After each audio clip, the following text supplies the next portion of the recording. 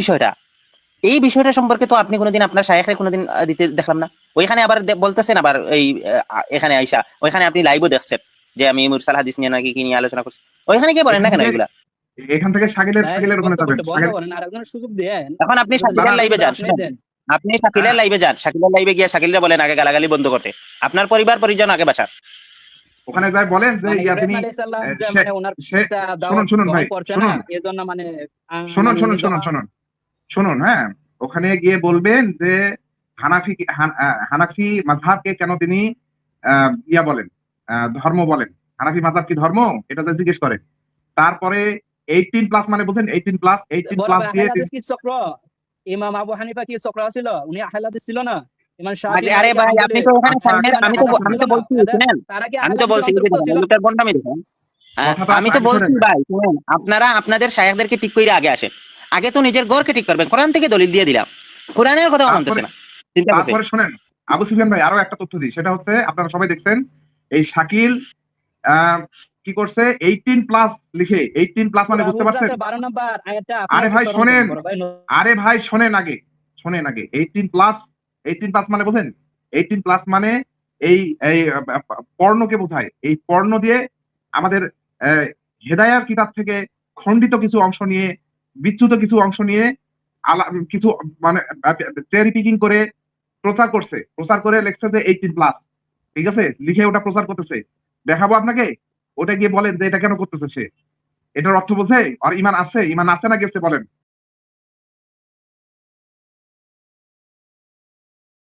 কথা বলতেছে সবার উদ্দেশ্য হইলো মানে আল্লাহ সুবহানাহু ওয়া তাআলাকে সন্তুষ্ট করা, জান্নাত মানে হাসিল করা। চক্রটা মানে একটু পরে বলতেছি।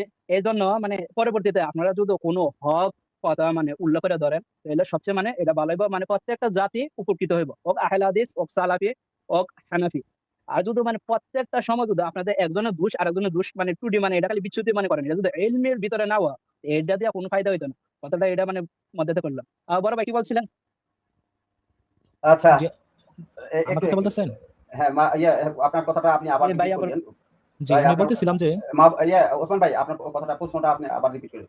আপনি যে কথাটা একটু থামেন, আগে ওনার কথাটা বলে দিই। হ্যাঁ, এই যে মুনকিরিনে হাদিস একটা গোষ্ঠী বাড়িয়েছে, আরেকটা গোষ্ঠী বাড়িয়েছে হিজবুত তাওহীদ। হ্যাঁ, এই গোষ্ঠী বাড়িয়েছে, এদেরও উদ্দেশ্য বলে এরা যে ভাই আমরা আল্লাহর জন্য কাজ করি, আল্লাহর দ্বীন প্রতিষ্ঠা করার জন্য আসছি, আমরা আল্লাহর দ্বীন নিয়ে আসছি, আমরা আল্লাহর দ্বীন কি বলে থেকে মনোনীত প্রাপ্ত।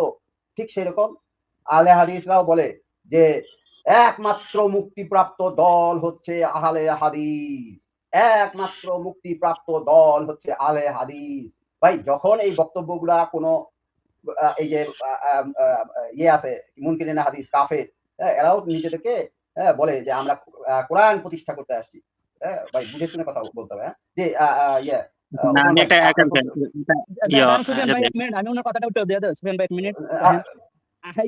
হিজবুত তাওহীদ এবং মুনকিরিনে যারা মানে হাদিস অস্বীকারী, এরা সবাই জানে আহলে হাদিস এবং আহলুর রায়, এটা মানে আজ থেকে মানে মুতাকাদ্দিমিনের যুগ থেকে মানে এটা পরিচিত। আর আপনাদের মানে হানাফ মাযহাবের ফুটকারে আহলে হাদিস এটা মানে বন্ধ হইতো না। এর প্রমাণ কিন্তু মানে যুগ দেখেন, আমি একজন হানাফি বড় মানুষ ছিলাম, জন্মগত মানে শুদ্ধ হানাফি, এর থেকে মানে আহলে হাদিস হইলাম। আর মানে প্রমাণটা কি জানেন? এই আপনার মানে আহলে হাদিস বাংলাদেশে মানে প্রচার হওয়ার পর থেকে আপনি দেখেন কত মানুষ আহলে হাদিস হইছে বা সালেফ হইছে, আর কত মানুষ সালেফি থেকে নাস্তিক হইছে। ভাই নাস্তিক হইছে, আহলে হাদিস থেকে ভাই শুনেন আহলে হাদিস থেকে ভাই মিউট করেন, আপনার বক্তব্য বলছেন এখন শুনেন। হ্যাঁ, আমি আমার কাছে লিস্ট আছে, হ্যাঁ 85 জন লোকের জরিপ করা আছে লিস্ট, আপনি চাইলে আমি আপনাকে লিস্টের দলিলটা সহ দেখাই দিতে পারবো। 85 জন ব্যক্তি, যার 80 জন ব্যক্তি লিস্ট আছে, নাম ঠিকানা সহ, বাপ দাদা মা সহ। হ্যাঁ, আমার জরিপ, হ্যাঁ সেখানে আমি দেখছি 85% ব্যক্তি আহলে হাদিস থেকে নাস্তিক হয়ে গেছে। হ্যাঁ, এখন 85% ব্যক্তি আহলে হাদিস থেকে নাস্তিক হয়ে গেছে। হ্যাঁ, অতএব আপনি যে বললেন না হানাফি থেকে মাযহাব থেকে আহলে হাদিস হইছেন আপনি, ভাই এটা কোনো গুরুত্ব বহন করে না। হ্যাঁ, গুরুত্ব এটাও বহন করে না যে 85% আহলে হাদিস থেকে কি বলে হইছে, সরি নাস্তিক তো না, মুনকির হাদিস হইছে। হ্যাঁ, বুঝতে পারছি আপনার কথা। থামেন, আরে কথা শেষ করতে দেন। আপনার এই কথাটার কোনো গুরুত্ব বহন করে না। হ্যাঁ, আপনার সুফিয়ান ভাই আপনার বক্তব্যটা শেষ করেন, শেষ করার পরে আমি ওসমান ভাইয়ের কাছে যাব। ওসমান ভাই ওই যে ওনার সাথে কথা বলতে চাচ্ছে, ওনার কথাটা শেষ করেন। জি সুফিয়ান ভাই আপনার বক্তব্য শেষ করেন। আচ্ছা, আমরা মানে 2 মিনিট সময় দেয়া মানে তারপর হ্যাঁ শেষ করেন সুফিয়ান ভাই, শেষ করেন। মানে এরা জীবনে কি অবস্থা চিন্তা আস্তে করেন। আস্তে মানে আস্তে সুফিয়ান ভাই শেষ করেন। হ্যালো হ্যালো এইখানে আমি ওসমান ভাই একটু, ওসমান ভাই একটু 1 মিনিট। হ্যাঁ সুফিয়ান ভাই শেষ করেন। এখানে আমি একজন আলোচক, আমি এনে নিয়মিত আসি এবং আমি আলোচক করে মডারেটর বলতে গেলে এই পেজ মোটামুটি আজাদ ভাই আপনাদের সাথে আমি পেজও চালাই। আমাকে সে বলছে যে ভাই আপনি একটা মিনিট ওয়েট করেন আমি কথা বলি, আমি সঙ্গে সঙ্গে মিউট করে দিছি। চিন্তা করেন, এখন আমি বলতে পারতেছি না তার কারণে। যাই হোক, মানে চিন্তা করেন এদের অবস্থাটা দেখেন। আর আমি যেটা বলতে চাইছিলাম, আপনি তো এখানে এসে আমাদেরকে খুব সুন্দর করে হেদায়েতের বাণী শুনাইলেন, এগুলো তো স্ক্রিপ্ট করা, ঠিক আছে, আমরা বুঝতে পারি।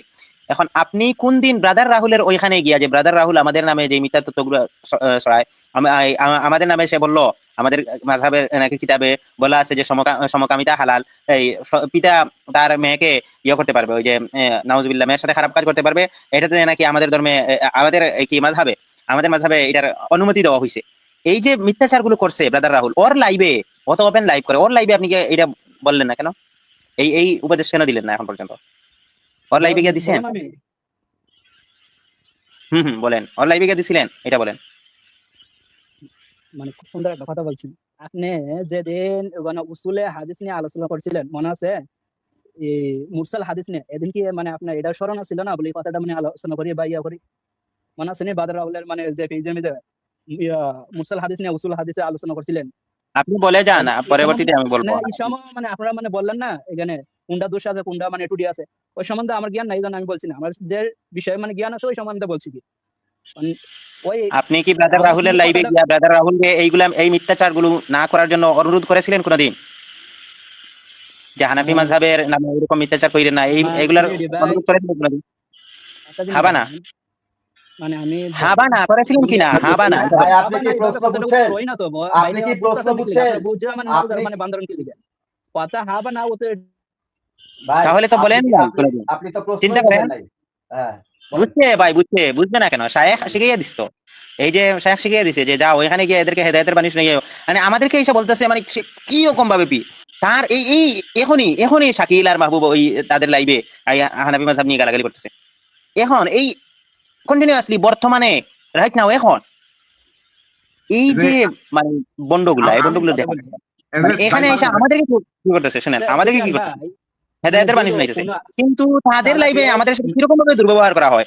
যেদিন ব্রাদার রাহুলের লাইভে আমি গেছিলাম, ওই দিন পর্যন্ত তারা আমার সাথে দুর্ব্যবহার করেছিল। এবং আমি শাকিলের লাইভে গিয়ে একটা প্রশ্ন করেছিলাম যে আপনারা যে 5 ওয়াক্ত নামাজ পড়েন কোন দলিলের ভিত্তিতে পড়েন, জাস্ট একটা প্রশ্ন। বলে আমার নাকি জন্মে ঠিক নাই। এখন আপনার উচিত কি, আপনার ঘর আগে কু আনফুসাকুম আহলিকুম নারা, কোরআনে বলা হয়েছে প্রথমে তোমাদেরকে বাঁচাও এবং তোমাদের পরিবার পরিজনকে বাঁচাও। আমি তো যে অবস্থায় আছি ভাই, আপনার অবস্থা মানে আপনার কথাটা না আপনার পরিবার আগে শুনেন, আগে ব্রাদার রাহুলের লাইভে গিয়ে আপনার পরিবার পরিজনকে বাঁচান, বুঝতে পারছেন? ওদেরকে আগে জাহান্নামের আগুন থেকে বাঁচান। এরা যে এরকম ভাবে মিথ্যাচার করতেছে হানাফি মাযহাব নিয়ে, আল্লাহ পাক রব্বুল আলামিনের গজব পড়বে এদের উপর। আগে ওদেরকে গিয়ে বাঁচান। একজন ইমামের উপর এইরকম ভাবে মিথ্যাচার কোন আজ পর্যন্ত কোন মানুষ করছে? হ্যাঁ, যে সে সরাসরি ওপেনলি বলে দিতেছে যে ইমাম আবু হানিফা রাহিমাহুল্লাহ নাকি ইয়ে করে দিয়েছেন, মানে ওই যে কি ফতোয়া দিয়ে দিয়েছেন যে কোন পুরুষ তার মেয়ের সন্তানকে যদি ইয়ে করে, মানে কুদৃষ্টি বা খারাপ কাজ করে, মেয়ের সাথে, ওই শব্দগুলো তো বলতে পারতেছি না, খারাপ কাজ করে, তাহলে এটা নাকি ইমাম হানাফি মাযহাবে জায়েজ আছে। নাউজুবিল্লাহ, মানে এই একটা বিকৃত অনুবাদ করে, একটা বিকৃত অনুবাদ এনে, একটা বিকৃত ব্যাখ্যা এনে সেইটা ফতোয়া দিছে। এটা নিয়ে না ইভেন নাস্তিকরাও হাসছে। এখন এই যে বিষয়টা, এই বিষয়টা সম্পর্কে তো আপনি কোনোদিন আপনার শায়েখকে কোনোদিন দিতে দেখলাম না। ওইখানে আবার বলতেছেন, আবার এই এখানে আইসা ওইখানে আপনি লাইভও দেখছেন যে আমি মুরসাল হাদিস নিয়ে নাকি কি নিয়ে আলোচনা করছি, ওইখানে কি বলেন না কেন এগুলা? এখান থেকে শাকিলের ওখানে যাবেন। সুযোগ দেন। এখন আপনি শাকিলের লাইভে যান, আপনি শাকিলের লাইভে যান, শাকিলের লাইভে গিয়ে শাকিলরে বলেন আগে গালাগালি বন্ধ করতে, আপনার পরিবার পরিজন আগে বাঁচান। ওখানে যাই বলেন যে তিনি শুনুন ভাই, শুনুন, হ্যাঁ, ওখানে গিয়ে বলবেন যে হানাফি মাযহাবকে কেন তিনি বলেন, ধর্ম বলেন, হানাফি মাযহাব কি ধর্ম, এটা যদি জিজ্ঞেস করেন। তারপরে 18+ মানে বলেন 18+ দিয়ে চক্র ইমাম আবু হানিফা কি চক্র ছিল? উনি আহলে হাদিস ছিল না?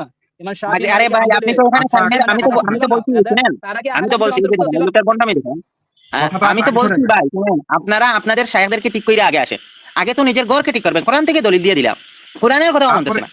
তারপরে শুনেন আবু সুফিয়ান ভাই, আরো একটা তথ্য দিই, সেটা হচ্ছে আপনারা সবাই দেখছেন এই শাকিল কি করছে, 18+ লিখে, 18+ মানে বুঝতে পারছেন? আরে ভাই শোনেন আগে 18+ মানে বোঝেন, 18+ মানে এই এই পর্ণকে বোঝায়। এই পর্ণ দিয়ে আমাদের হেদায়ার কিতাব থেকে খণ্ডিত কিছু অংশ নিয়ে, বিচ্যুত কিছু অংশ নিয়ে কিছু মানে চেরি পিকিং করে প্রচার করছে, প্রচার করে লেখছে যে 18+, ঠিক আছে, লিখে ওটা প্রচার করতেছে। দেখাবো আপনাকে, ওটা গিয়ে বলেন যে এটা কেন করতেছে সে, এটার অর্থ বোঝে আর ইমান আছে না গেছে বলেন। প্রত্যেকটা যে কটা প্রত্যেকটা মনে করেন প্রচার করছে। শুনুন ভাই, আগে আপনি কাজ করেন ভাই, আপনার সাহেবকে কি আগে দেন। বারবার মিউট করেন, আমার কথাটা কমপ্লিট করতে না দেন। এটা তো ভাই শুনুন। আপনার দায়িত্ব আগে বুঝে নেন, আপনার দায়িত্বটা আগে বুঝেন। আপনার কথা কমপ্লিট ভাই, মিউট করেন, আপনি মিউটে থাকেন। আপনার প্রথম দায়িত্বটা আগে বুঝে নেন। এখানে সুফিয়ান ভাই, রায়ান ভাই দুইজনে আপনাকে আপনার দায়িত্বটা বুঝাই দিল। প্রথম দায়িত্ব হচ্ছে আপনার ঘর সামলানো।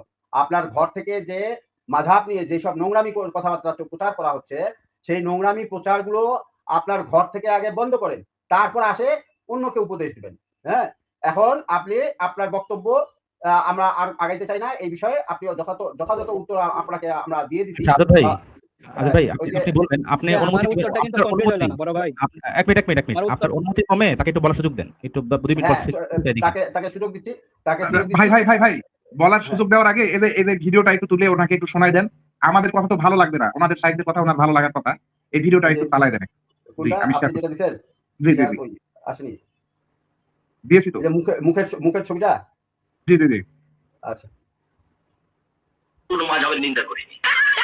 দ্বিতীয় কথা হলো এই যে একটা মাযহাবকে সামনে রেখে একজন আরেকজনকে গালি দিবে, একজন আরেকজনের বিরুদ্ধে কথা বলবে, একজন আরেকজনকে খেপিয়ে তুলবে, উস্কিয়ে তুলবে, এটা হতে পারে না। এইটা যদি কোনো আলেমের মুখ থেকে ঘটে যায় তাহলে বুঝতে হবে যিনি আসলে আলেম নন। শুনছেন ভাই? আচ্ছা, এখন ওনাকে কথা বলতে দেন, উনি দেখি কি বলেন। এই কথাটা তো মানে আপনি বুঝছেন ভালো করে, উনি কি বলছে আর আরেকজনের মানে কি, মানে এটা দিয়ে কি নসিহা মানে আছে কথা এটা না। কথা হইলো মানে আমরা তো তখন সময় দিতেন না, আরো অনেক মানুষ আছে। মূল কথা হলো ওই যে মানে সূরা হুজুরাতের 12 নম্বর আয়াতটা সবাই স্মরণ করেন। আর গালি গালাজ অপবাদ যে দেখছে আহলে হাদিস হোক বা হানাফি হোক, এটা কোরআন সুন্নাহ মানে এলাও করে না আমাদের, মানে সবাই জানে। সে যদি মানে আমার মানে আহলে হাদিস ভাইও তো হইলো মানে এটা গ্রহণযোগ্য না, আর মানে আমাদের হানাফি যদি মানে মানে দুশমন সেটাও মানে গ্রহণযোগ্য না। আচ্ছা, আপনার বলা শেষ হলো এটা। আর না, আমার কথাটা শেষ। আর হানাফি মাযহাবের যারা আমাদের দেশে মানে লুৎফুর রহমান ফরাজি মানে এটা পরের বিষয়, এটা পরের বিষয়। অত্যাচার করছে, ওই অত্যাচারটা যদি না পাও আহলে হাদিসের সারা। হ্যাঁ, আপনি অন্য প্রসঙ্গে চলে গেলেন। হ্যাঁ, আপনি যখন এই অত্যাচারের বক্তব্য দিবেন তখন আপনাকে ওই বাংলা ভাইয়ের কথাটা নিয়ে আসবো। বাংলা ভাই যে কি অত্যাচার করছে এটা আমার নিজের চোখে দেখা। আমি 5 বাড়িতে বেড়াইতে গেছিলাম, 2 মাস ওখানে ছিলাম, আমি নিজে দেখছি ভাই। হ্যাঁ, বাংলা ভাইয়ের অত্যাচার, আহলে হাদিস বাংলা ভাইয়ের অত্যাচার আমি নিজের চোখে দেখছি। হ্যাঁ, মানুষকে ঝুলাই দিত, নিচে কাঠ দিয়ে আগুন দিয়ে পুরায়, হ্যাঁ, মগজ ফাটে লোক বাড়াইতো, গাছের মধ্যে ঝুলাই দিত, নিচে আগুন দিয়ে দিত। আর সবচেয়ে বড় কথা আজাদ ভাই, এখানে সবচেয়ে বড় কথা হলো বাংলা ভাইয়ের কথা বলছে, আমি 1 মিনিট কথা বলতে পারি, মানে একটু দাঁড়ান, এখানে কথা শেষ করি আগে। সবচেয়ে বড় এখানে বিষয় হচ্ছে যে বর্তমানে আহলে হাদিসকে আমরা আহলে হাদিস মনে করি না, তথাকথিত আহলে হাদিস মনে করি। তাই তাদের বিরুদ্ধে বলা আমাদের দায়িত্ব।